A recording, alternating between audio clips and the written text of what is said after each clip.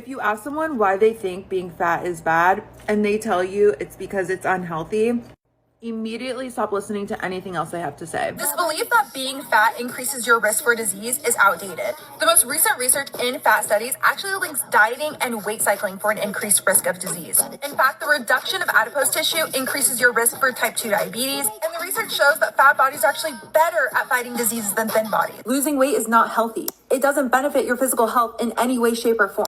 I'm on a GLP1 and I know some people are gonna feel very hurt or confused or be like, bitch, what the fuck? Well.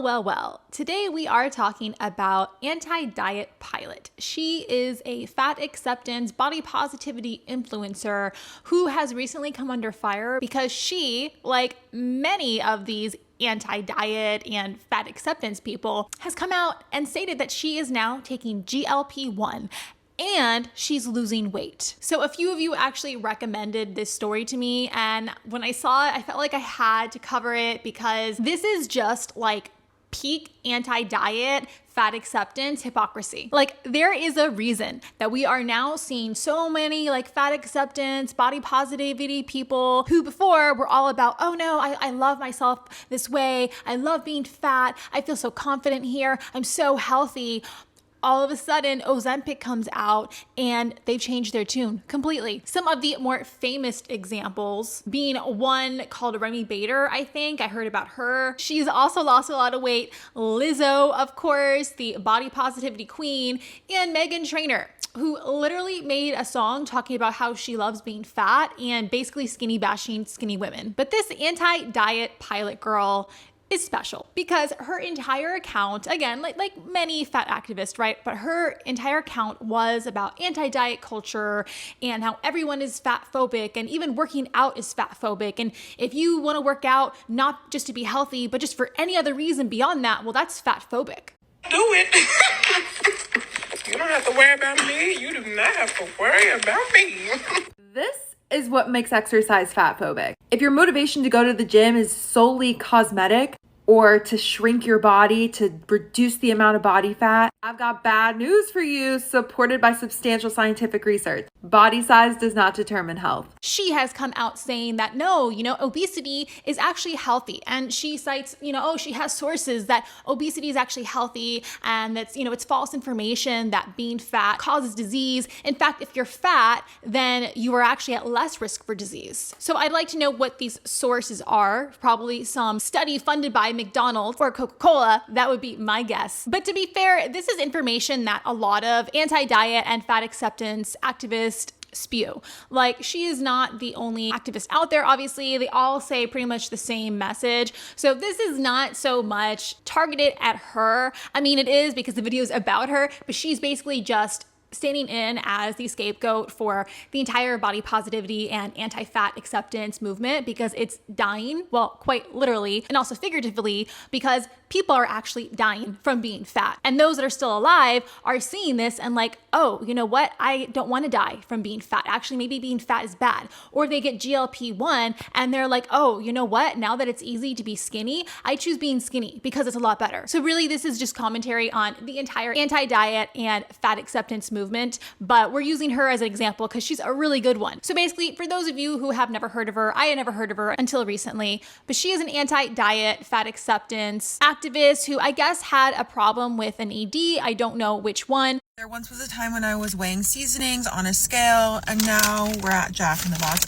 But it sounds like she used to restrict a lot or maybe undereat, and that led to her having issues with binging. I don't know if she actually had BED or she just had trouble controlling herself. And her whole thing is, oh, well, she had this issue because she was always trying to restrict all the time and she was in a healthy mindset.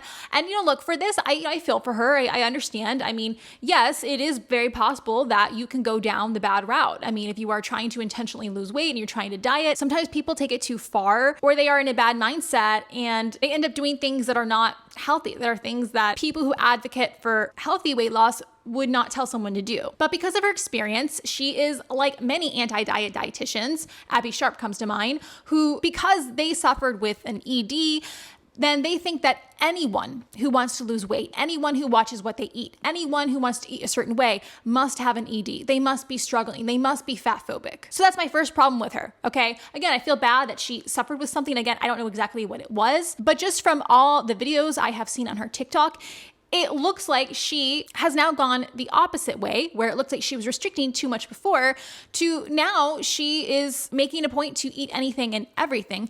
And I say this because literally every one of her TikToks is about, oh, I just went to McDonald's, oh, here's my Chipotle haul. She brags about eating fast food and about not caring about her calorie intake. And she talks about how food addiction isn't real, how it's only because you restricted, that's why you're addicted to food, or you feel addicted to food. No! Okay, don't come for me. This is not my opinion. This is opinion of psychologists. Food addiction, no matter how real it feels, is not real. Which is important because what she has said just recently contradicts everything that she said about food addiction, when basically she says food addiction is not real, guys. It's just because you have an ED. It's just because you are restricting all the time. That's the addiction. However, meanwhile, you literally see her in every single one of her videos pretty much. She's eating fast food. She's talking about food. She's eating a lot. And the first thing I think is, number one, she's spending a lot of money on food. She orders out a lot, eats out a lot. And for someone who says that food addiction doesn't exist, I mean, it kind of looks like she's pretty obsessed with food. And look, I get if you are coming from the mindset of, again, I guess she used to restrict. I don't know if she had Anna or what her deal was before. Like, look, yes, you need to eat, and sometimes the consequence of recovering from that ED is gaining weight. However, going from one ED to another is just as bad, okay? Yes, it is bad that you were under eating before. That is not good, okay? Having any kind of ED is bad. However, the solution should not be to just now eat whatever you want, especially food that is really bad for you, that is high in trans fats, that is high in saturated fats, that is high in sugar, food that clogs your arteries, food that makes you fat. Being obese and being addicted to food is just as bad as being underweight. I don't know why these fat activists can't seem to understand that, or people who suffered from ED can't seem to understand that. And so, like I said, now it was like her whole mission to talk about how, oh, being obese is actually fine and healthy, and you are at no more risk of diseases than a thin person, and how she has studies to prove this. So number one, like I said, were these studies funded by McDonald's and Coca-Cola? Because that's the thing about some of these studies is you have to watch who they're funded by, because they can really play around with all the different variables to get the exact result they want, if you know what I mean. It's really kind of shady how they do it. It really depends on who's funding it, right? So you have to really look deep into these studies to find out how unbiased they actually are. But regardless, it's like, okay, so your one study said that obese people are not at risk for disease. What about the 20, 30, 40 plus years of studies that say that they are, though? Okay, what about just the fact that I'm sure most of us in just our everyday life know people or have known people who suffer from obesity related diseases? Are we just going to ignore the fact that obesity causes diabetes, that it is related to I don't know how many different health conditions, that more people are dying from heart attacks every year? They're dying from diseases that, shocker, are a result of being too fat. They are a result of obesity. So you're not going to sit here and tell me that obesity is healthy, that obesity does not cause disease. It does. You're stupid if you believe that. And that is just as harmful a message to spread to people as this supposed diet culture that you talk about, okay? There are more people dying from overeating, from obesity-related health conditions than there are from people who have restricted EDs. That's just the truth, okay? Neither of them are good, obviously, but the truth is more people are dying from being too fat than they are from being too skinny. So that is my main issue with this anti-diet pilot girl, is just the fact that she is spreading mistruths and she is advocating for something that is just as healthy as having a restrictive ED. Also that, and then just like some of the stuff I saw on her page, it's just, okay, look, it's one thing if you want to be like fat and happy and that is your thing. You're like, look, I know I'm fat and I'm still happy and you can tell me whatever, but like this is my life and blah blah blah. Okay, look, I agree with that. You do what you want to do. It's your body. I totally agree with that. But have you ever noticed how like all these anti-diet dietitians, all of these fat acceptance people, it's not just about, okay, they feel good and people should stop talking about them. Is that they actively go out of their way to have an attitude about anyone who doesn't agree with them, or like they will get mad if you try to fat shame them, but they have no problem skinny shaming people. It's like, why are you so angry all the time? If you really love your body and you love being fat, you're super happy and confident, why do you have to go out of your way to act condescending towards someone who doesn't agree with you? Maybe someone who is just minding their business and they're just showing you what they eat and it's not what you eat because it's healthy, or someone who is sharing how they love to work out, how they love to be thin, how they love to be healthy. Again, if you were really happy with where you are, why the attitude? Why are you so bothered by it? Anyway, after all her post about being anti-diet and being fat acceptance, it's now come out that she is taking GLP-1 and she has been losing weight. I'm on a GLP-1 and I know some people are gonna feel very hurt or confused or be like, bitch, what the fuck? I wanna just first of all say that I did not get on GLP-1 for weight loss. I have an underlying medical condition. I'm not gonna go into detail, but it was prescribed by my doctor. I remember sitting in the doctor's office being like, this stupid fat phobic bitch. Like, I genuinely thought she was just being fat phobic because I'm telling her I'm having these symptoms and she's like prescribing me a weight loss medication. Like, what the fuck? I just felt like I was so angry at the time. She even posted a video showing her transformation about how she got her face back after taking GLP-1.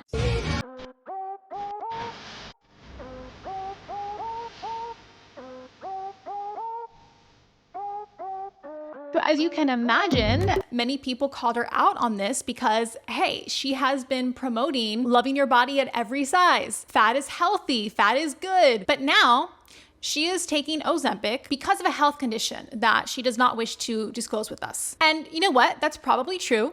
She probably does have some kind of health condition. A health condition that is probably caused because of obesity. And what are the main health conditions that doctors prescribe Ozempic for? Diabetes, insulin resistance, inflammation.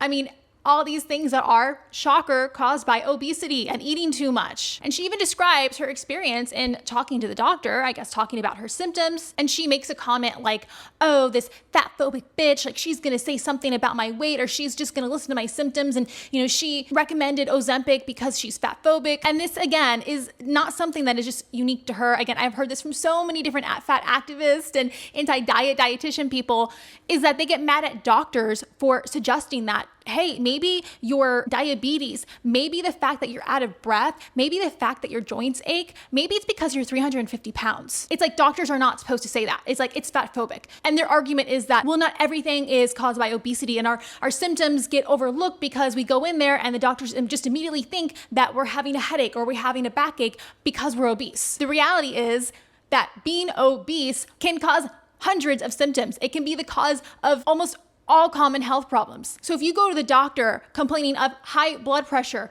night sweats, headaches, fatigue, muscle inflammation, and you're obese, well, I think if you're a good doctor, that's probably the number one thing you're gonna say is, you know what, have you tried losing weight? Because these can all be symptoms of that. I guarantee most people, if they just got to a healthy weight, they would see a lot of these symptoms disappear. And no, of course, being obese is not the cause of every single thing, and your symptoms shouldn't be ignored, but I don't know what you'd want doctors to do. If that is the main reason that you're experiencing these symptoms, if you have diabetes because you are fat, do you want the doctor to just not suggest losing weight? I mean, I don't understand. Should they just give you the medicine? I mean, I guess they could, but then you're going to be on medication your entire life. Like, is that what you want? I mean, I don't really understand that mindset, I guess. Like, if you go in and you're saying, hey, my joints are really achy, my knees really hurt, and you're 350 plus pounds, and your doctor explains to you, well, look, the human body wasn't really meant to hold that much weight, and that's why you're probably having knee issues, and really the only fix for it is lose weight. I mean, you're going to be mad about that. I don't understand that mentality. So anyway, and now that anti-diet pilot is now taking GLP-1s, she has come out and actually been very positive about her experience. She actually seems like she's a lot happier. And look, kudos to her. I mean, she is being honest about her journey, and it looks like she is happier than she was before. But one thing I feel like I have to mention, and that really stuck out to me, is that she talks about how GLP-1, how the food noise is gone, and that how she doesn't crave junk food anymore, and that how when she eats, she feels satisfied and she can stop. Like, she doesn't feel like she has to binge anymore. Thinking about how this has actually changed my relationship with food, I don't eat just to eat. I only eat when I'm hungry, which is very different from before I was on this medication, because I would just eat for every single emotion, happy, sad, bored, lonely, like literally didn't matter. I'm finding an occasion to eat. The other thing is like, I'm just not that picky when it comes to food anymore. I used to be like, oh my God, I have this specific craving in my mind. If I don't get it, I'm gonna like eat a bunch more food to make up for it. But like now I just like genuinely don't care. Another difference is I used to always have to have something sweet after my meal. I don't do that anymore. I actually don't have any sweets in my apartment. It's not because like I can't have them, or just like I literally don't crave them. Really, really sweet stuff is just like, ooh, to me now, which is weird because like I genuinely had like the worst fucking sweet tooth before this medication. Which is interesting, because it's almost like she's admitting that she was addicted to food before, that she was craving junk food all the time because she was eating it all the time. But I thought that she said that food addiction isn't real. She also said that weight loss was not her primary goal in taking this medication. And I'm sure maybe it probably wasn't. Like she said, she had some kind of health condition. Okay, fine. But isn't it interesting that once you are eating normally, when you're not addicted to food, when you are just eating until you're full and then stopping, how you just naturally lose weight? It's almost like if you eat a normal amount of food, you don't overeat, then your body will naturally come back to a healthy weight. It's almost as if eating a normal amount, eating healthy foods, naturally results in weight loss. But wait a minute, I thought that you said that being fat was healthy. I thought that you said that some people are just meant to be fat. They can't help it. I thought that you said that thermodynamics was just BS, because it's not all about calories in versus calories out. Except now that you are on Ozempic, which again, main reason Ozempic works is because it just reduces your appetite. It slows down your digestive system so that the food stays in your stomach longer, so that you don't feel hungry, and so you eat less. And because you eat less calories, that's why you lose the weight. And because you feel more full all the time, you don't crave food as much. It also helps to stabilize your blood sugar levels, which is in big part because you're not overeating. Okay, again, a reason why a lot of people have high blood sugar levels is because they're overeating all the time, and the body just doesn't have time to process everything they're eating. So again, we are using this girl as an example, but she is not the only anti-diet or fat activist who has had this same turnaround, okay? And look, you can change your mind. And I get it. Like, hey, look, sometimes that happens. Like, you have every right to change your mind about something, especially if it no longer serves you, okay? Especially if you have a come to the light moment where your health is at risk. We all make mistakes. It's totally fine. But then just admit it.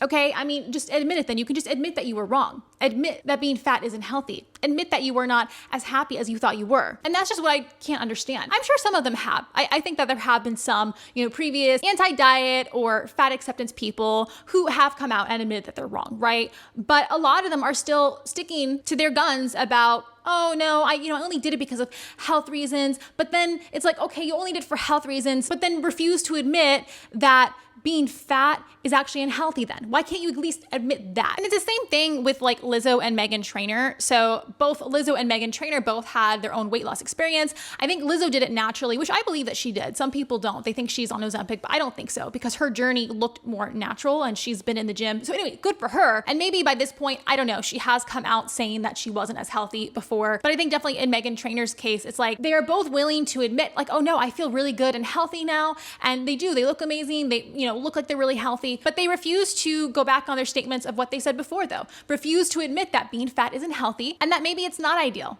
Maybe it's not ideal. If you are now saying that you are happier and healthier than ever before. So it kind of sounds like maybe you weren't as happy and healthy as you thought you were when you were fat. Again, it's okay to have a change of heart. It's okay. Like, that's totally fine, but just admit it. And you know what? Sometimes you don't even know how bad you feel in a fat body until after you've lost weight. Like, especially if you have just grown up that way, that's all you've ever known. Like, I know when I was fat, when I was a kid, I didn't know that feeling bad all the time wasn't normal. I didn't know that it wasn't normal to have no energy. I didn't know that it wasn't normal to not like working out, to not like being active. I didn't really understand what overeating and being fat was doing to my body until after I lost the weight and I feel the difference. And now I can't imagine going back to the way I was before. I can't imagine going back to the habits I had before, eating the way I did before. I would feel awful. Oh, one more thing I have to say about this anti-diet pilot girl before I forget. There were quite a few videos on the fact that she got Botox, and some people, rightfully so, called out the irony that, look, you talk about being body positive, about loving yourself the way you are,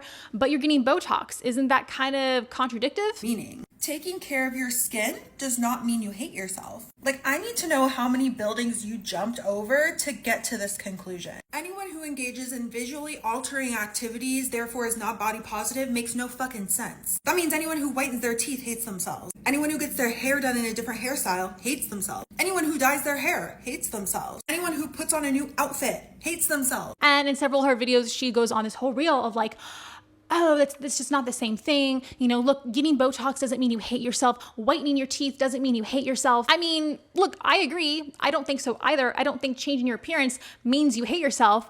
But why isn't that true then for people who want to lose weight? Maybe just because they want to lose a few pounds to fit into a pair of jeans. Maybe they want to get a rounder butt just because. But that means they hate themselves? That means they hate themselves. But you getting Botox to cover up your wrinkles, that doesn't mean you hate yourself. That's totally fine.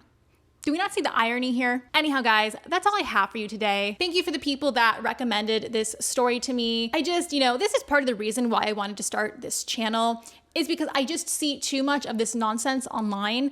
And it just, it irks me just because I know it's all BS, but even more so because I know that there could be girls who were like me, who want to lose weight, but now they are being fed this propaganda that it's bad to lose weight and that they hate themselves if they lose weight and they should just stay how they are, when I know what it's like on the other side and it is so much better. It improved my life tremendously and changed the course of my life tremendously. I mean, had I not changed when I did at 14 years old, I don't know where I would be today. Would I be 300 pounds, 400 pounds? Would I have diabetes? Would I have some other kind of health condition? Or best case scenario, would I just have still been really shy, really not confident with myself? Would I just have never gone after my dreams and done the things I wanted to do because I wasn't confident enough in myself? I didn't have that power. Losing weight and getting healthy has given me power. It has made me more confident in every way. And it has also made my quality of life better. There are so many things I think about that I do now that I never would have done when I was fat, not only because I didn't have the confidence, but because I didn't have the energy and I just didn't even know that I would like. For example, like running marathons, okay? Like there is something about getting up early, going on a long run, just getting that runner's high, seeing the sunrise, all things I never would have done when I was fat. Because when I was fat, I didn't go for a run. I didn't want to go for a run because it was too hard. I hated running. I hated doing anything physical because it was so much harder for me to do. So there were so many things that I would have missed out on had I not lost the weight. Anyhow, guys, thank you for watching. If you want to check out my book, 1 Year, 100 Pounds, I will leave the link in the description below. My book talks about my 100-pound weight loss experience as a 14-year-old and how I've kept it off for over 20 years. The book tells you how I did it, but it's also a tough love guide for how you can do it too. So if you are interested in that, like I said, I will leave the link below. Thank you again for watching. Let me know in the comment your thoughts, and I will see you guys next time.